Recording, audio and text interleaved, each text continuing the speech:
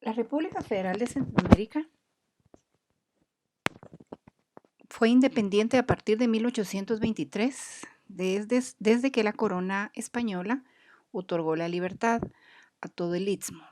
2 años después, adheridos a México, donde no se presentaron las opciones adecuadas para estos territorios, y en 1824 se establecieron la ciudad de Guatemala con todos sus presidentes. En la gráfica que está superior, acá se puede ver todos los presidentes que han estado desde 1824 hasta 1957, y en la segunda lámina usted podrá observar los presidentes modernos a partir más o menos de 1957 a la fecha.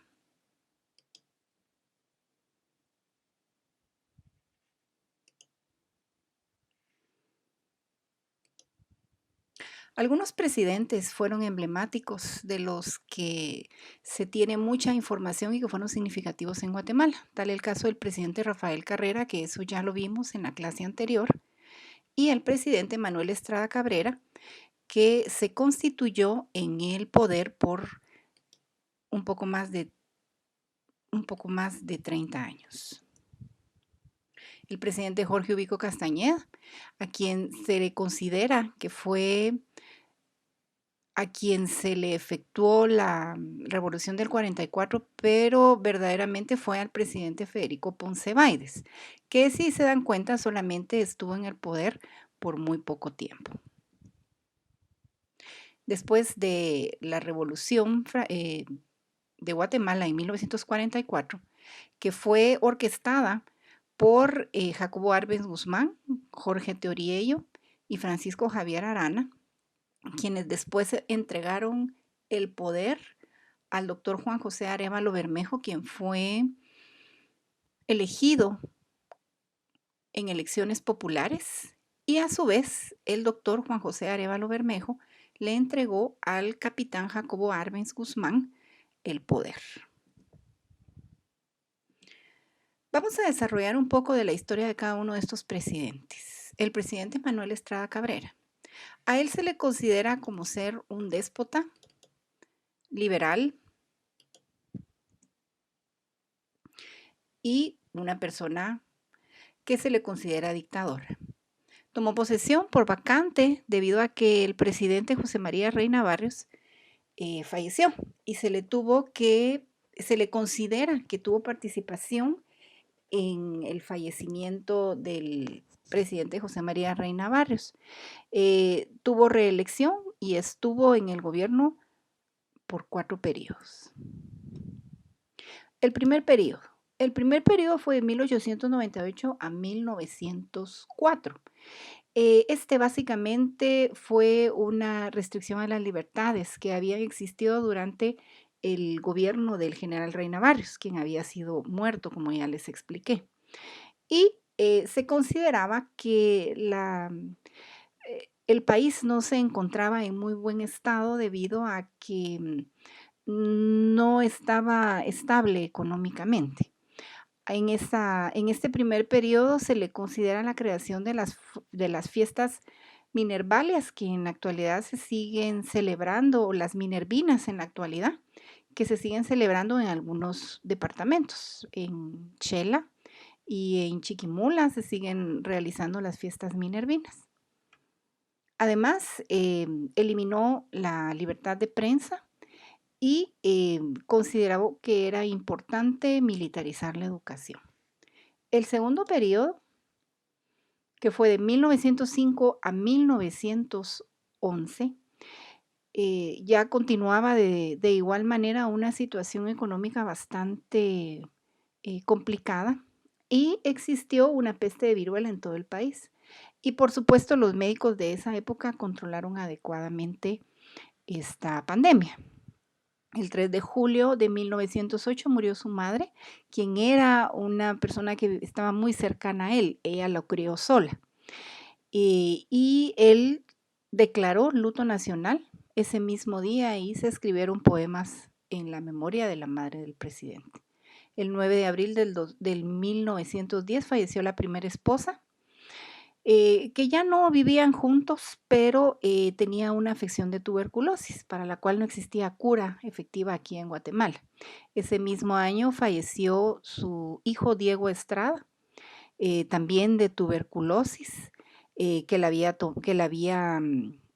había enfermado en los Estados Unidos.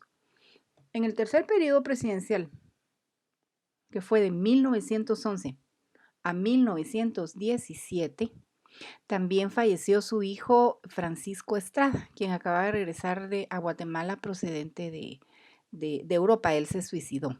También se hizo y se declaró luto nacional durante 3 días por el fallecimiento. Tuvo muchos atentados en su contra a través de los estudiantes de la Escuela Politécnica, y entonces, debido a esos ataques, decidió clausurar el centro de estudios. A partir de 1912 fundó la Academia Militar bajo la dirección de algunos oficiales españoles, y que es donde en la actualidad se encuentra la Escuela Politécnica, enfrente de la Avenida La Reforma, que anteriormente se llamaba el Boulevard 30 de Junio. El cuarto periodo presidencial fue de 1917 a 1920. Ya Estrada Cabrera había tenido con mucha represión a los habitantes, la situación económica no era de la mejor y él ofrecía democracia, pero realmente no se cumplía. El declive de esta presidencia realmente se sufrió cuando fueron los terremotos de 1917 y 1918. Y hubo mucha hambruna, hubo mucha pérdida de vidas y muchas réplicas también. Entonces se cayeron o se lastimaron algunos edificios públicos y casas, por supuesto, casas donde todavía estaban hechas de adobe de canto. Entonces mucha gente murió. Se le consideró que no hizo nada por la patria, entonces ya era demasiado, ya no se le debía de permitir tantas cosas. Debido a todas estas situaciones que se tenía el Estado, que estaba pues pasando situaciones económicas tanto de salud, carencias de forma educativa, no habían fuentes de trabajo, se le consideró a través de la Asamblea Nacional que él pues ya tenía problemas mentales y se le declaró incompetente mentalmente para seguir presidiendo el gobierno. Él, por supuesto, se opuso, peleó hasta que realmente tuvo que rendirse en 1920 y pues fueron encarcelados él y sus detractores y huyó del país. ¿Cuáles fueron los logros de este presidente? Pues la apertura de las escuelas públicas, porque el presidente Orellana las había cerrado. Fundó la Sociedad Estudiantil de Derecho en Quetzaltenango. Se le considera como el exponente más importante de las fiestas minervales y en ese orden de ideas la creación del Templo de Minerva de Xela y algunos otros edificios e insignias importantes como el obelisco en la actualidad aquí en la zona 9. El mapa en relieve también fue bajo su gobierno que se realizó. Y ahí pues ya empezó él a tener concesiones con la United Fruit Company, que era una empresa americana, básicamente lo que nosotros en la actualidad conocemos como la banana chiquita. Y la flota blanca que tenía barcos que ingresaban a Santo Tomás de Castilla por el asunto del banano, directamente relacionado con la United Fruit Company. Y la empresa de trenes IRCA. También él le dio muchas concesiones. Los siguientes presidentes emblemáticos vamos a desarrollarlos a continuación. El presidente Ubico. Al presidente Ubico lo llegaron a conocer como con el sobrenombre del número 5 o el Napoleón de Centroamérica. Él tenía mucha admiración sobre Napoleón y en ese orden de ideas, pues su gobierno estuvo revestido de mucha pompa y mucho respeto a la forma militar. Jorge Ubico fue hijo de una familia acaudalada y realizó sus estudios en la Escuela Politécnica, pero no terminó. Sus estudios militares los fue a terminar al extranjero y después pues ya lo homologaron acá y ya él se volvió militar nuevamente. Se participó en los gobiernos, fue ministro de Fomento en 1920 y primer designado de la presidencia en 1927, durante el gobierno del presidente Orellana. Asume como presidente en 1931. Es importante saber que Jorge Ubico fue exiliado. Él renunció de su poder y pues lo exiliaron y él se fue a Estados Unidos. 2 años después falleció. Falleció en Nueva Orleans, en Luisiana. ¿Cuáles fueron los logros de o qué fue realmente su gobierno? Aparte de que estuvo lleno y revestido de dictadura, también hizo muy buena forma de gobierno. Él pregonaba la honradez y la eficacia. Y realmente él quería tener un buen resultado de su gobierno. Le solicitaba a sus empleados tener disciplina en el trabajo y sobre todo respeto. Sin embargo, él hacía sus viajes al interior e iba a revisar si el gasto público se lo estaban ejerciendo de manera adecuada. Revisaba los libros de las cuentas y si él encontraba alguna anomalía, pues de una vez el funcionario público era detenido y era destituido. Tuvo mucho acercamiento con el pueblo y la gente a su vez pues lo consideraba como un dios. A pesar de que era una persona déspota, se le consideró de esa manera, pero tuvo a Guatemala en una época de ordenamiento propiamente. ¿Cuáles fueron sus logros? Él realizó cambios constitucionales para poder mantenerse en el poder. De esa cuenta estuvo 14 años en el poder. Creó la ley contra la vagancia, donde se había sustituido por la ley de jornaleros, que esa ley de jornaleros fue otorgada por Justo Rufino Barrios. La ley contra la vagancia lo que establecía era que cualquier persona que no había pasado determinado tiempo trabajando en una finca, entonces se le consideraba vago y de una vez lo detenían y lo metían preso. Gracias a él es que se ampliaron algunas carreteras en el interior y inspeccionaba el gasto público, como yo ya les había dicho anteriormente.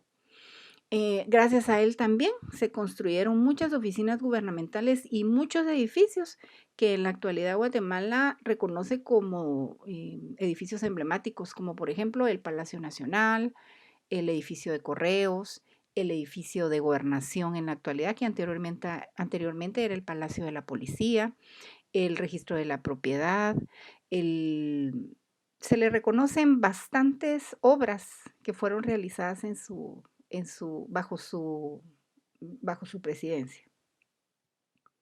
También creó la ley de vialidad que consistía en el aporte anual de 2 quetzales que debía de pagar cada ciudadano o se iba a trabajar por los campos o a mantenimiento de carreteras y donde se abrieron todas estos territorios. Otro de los presidentes quien le sucedió de hecho al presidente Ubico fue el presidente Federico Ponce Báidez. Él estuvo únicamente en el poder, si se da cuenta, del 4 de junio de 1944 al 20 de octubre de 1944. Él se quedó en lugar de Ubico. Cuando Jorge Ubico renunció por petición del pueblo, dejó en la presidencia a una junta militar. Y Federico Ponce Báidez estaba integrado en esa junta militar. Y fue a él que la revolución de 1944 se llevó a cabo durante ese tiempo y de hecho a quien derrocaron, porque él continuó con la misma línea de Jorge Ubico con respecto a la,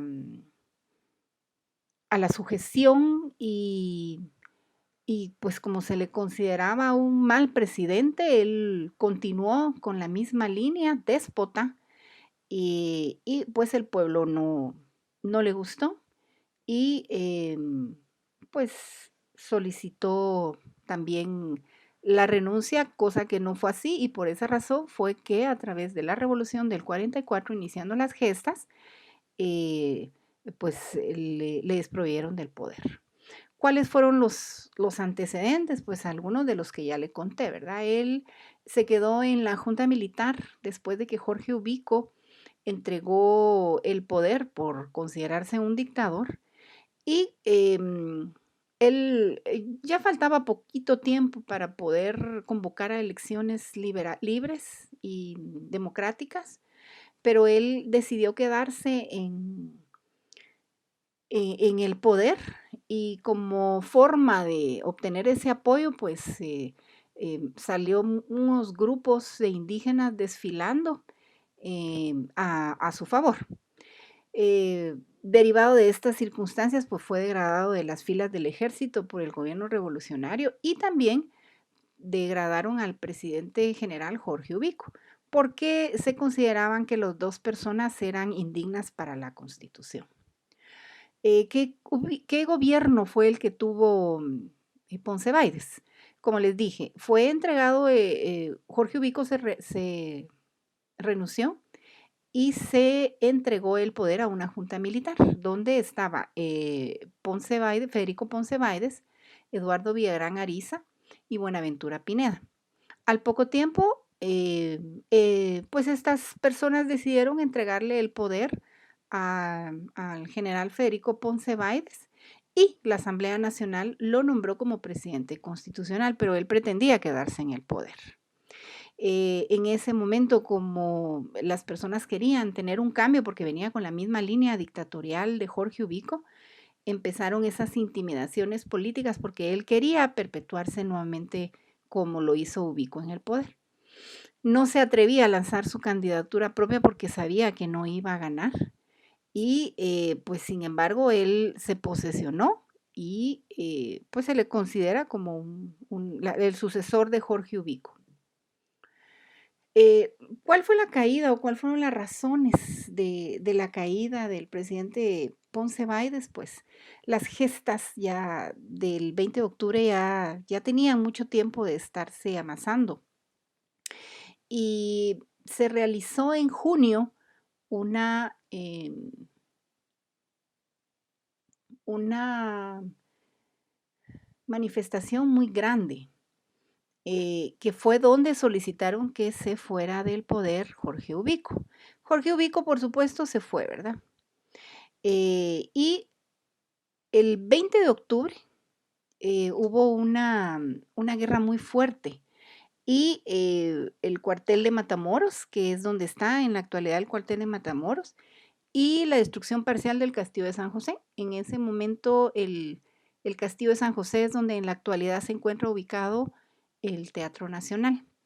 Y destruyeron ambos edificios con tal de que él se fuera y pues tuvo que ser destituido. ¿Cuáles fueron las razones para iniciar la revolución de 1944? Pues la represión que existía, esa línea dictatorial. Guatemala se encontraba en esa línea dictatorial de Ubico y las personas ya no aguantaban. Entonces se realizaron esas huelgas en junio y en ese momento falleció porque era parte de esta manifestación la maestra María Chinchilla y fue el 25 de junio. Por eso y en honor a ella es que el Día del Maestro se celebra el 25 de julio en honor a la maestra María Chinchilla. Las personas estaban muy molestas por la muerte de la maestra María de Chinchilla y como era la misma línea dictatorial que venían trayendo Jorge Ubico y de igual manera Ponce Baides, em, se quedó nuevamente con ese golpe de Estado, em, la Junta Militar quienes le otorgaron el poder a Ponce Baides. Y las personas por la muerte de la maestra María Chinchilla, pues decidieron salir a manifestar y eso fue realizado el 20 de octubre de 1944, que es donde nosotros reconocemos que es la revolución de 1944. Bueno, con esto terminamos, damos por terminado el tema al día de hoy.